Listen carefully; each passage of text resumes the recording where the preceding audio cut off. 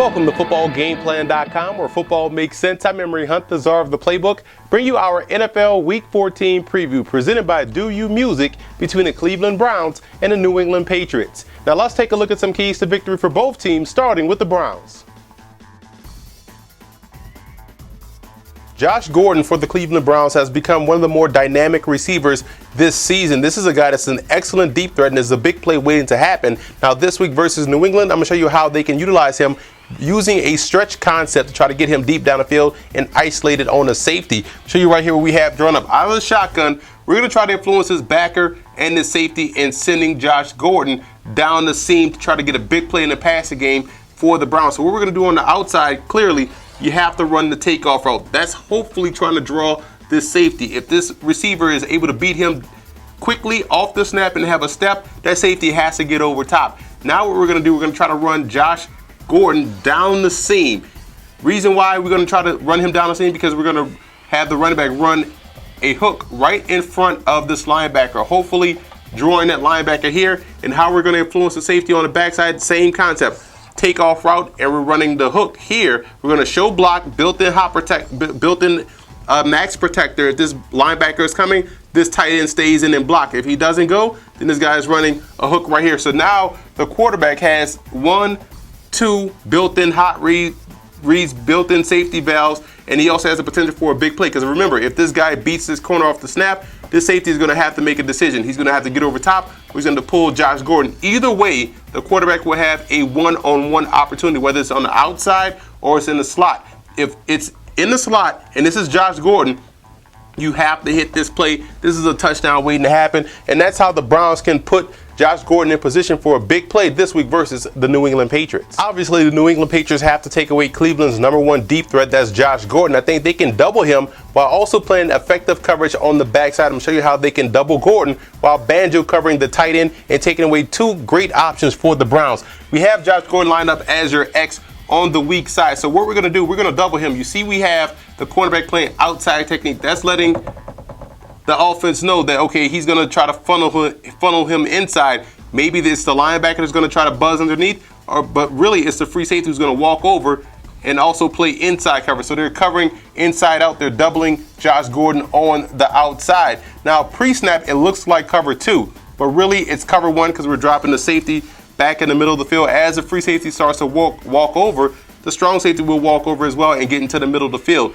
Now on the backside, what we're doing, we're playing man here.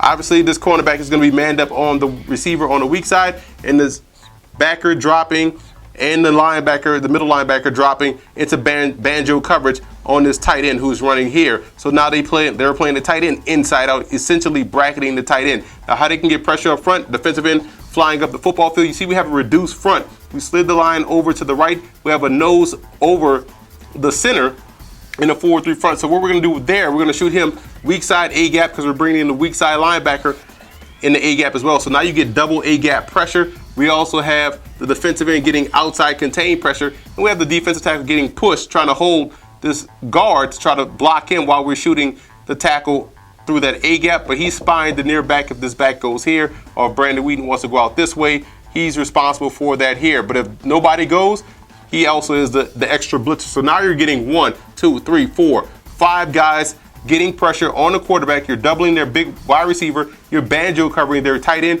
and you're still dropping 1 guy deep in the middle of the field. So I think that's how the Patriots can play games up front and outside the flanks with the Cleveland Browns wide receivers and trying to get pressure on Brandon Wheaton.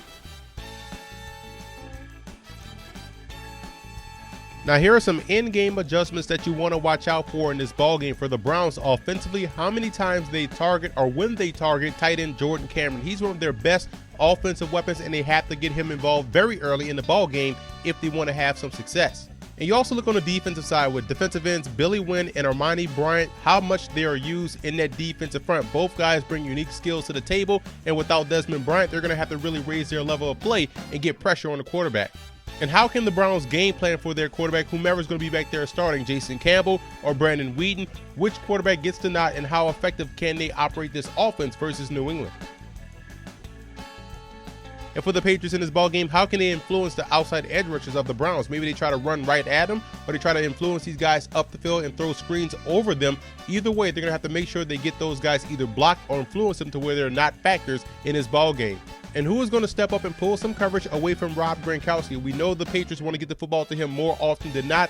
He's their big playmaker that owns the middle of the field. But in order for that to happen this week versus Cleveland, other guys will have to step up and consistently make plays in the passing game. And you want to keep an eye on how aggressive the Patriots are very early in the ball game, and also how often they are aggressive in sending pressure at both Jason Campbell and Brandon Weeden, whomever is going to be the starter. Both guys are similar in the fact that they take a lot of sacks. They don't evade pressure very often or very well. So it'll be interesting to see if the Patriots keep the pressure turned up to 10.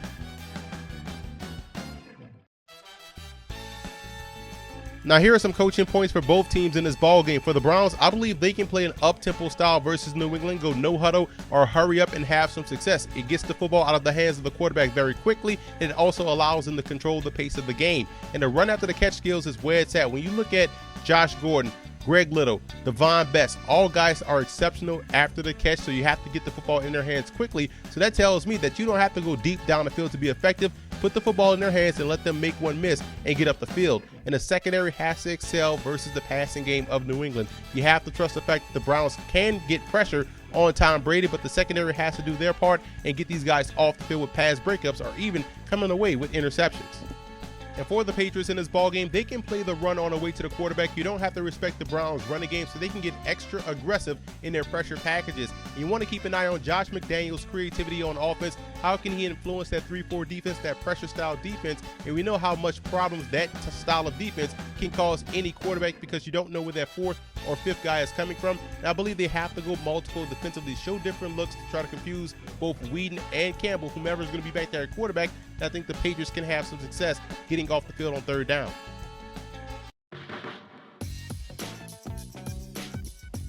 And the X factor for the Browns will be their receiving core. Like I've mentioned before, all three guys at receiver are excellent after the catch, and I believe Jordan Cameron is one of the more underrated tight ends in the game. So I think they have an advantage right now over the New England Patriots secondary. It's all up to the quarterbacks to get these guys a football. The X factor for the Patriots will be their pass protection. They have to keep Tom Brady clean in the pocket, and they have to be able to recognize the different stunts and exotic looks that they're going to get from that Browns defense, especially with defensive coordinator Ray Horton calling the shots.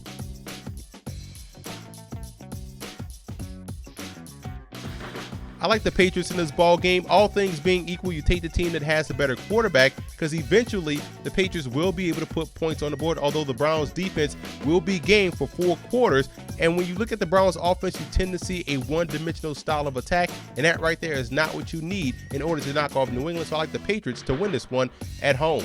And I also want to give a huge shout out to Patriot fan forums and Brown fan forums for always showing football game plan support. And also want to give special thanks to our sponsor, Do You Music, by visiting the website doyoumusic.com and checking out their new recording artist, IW, with his debut album, About Time.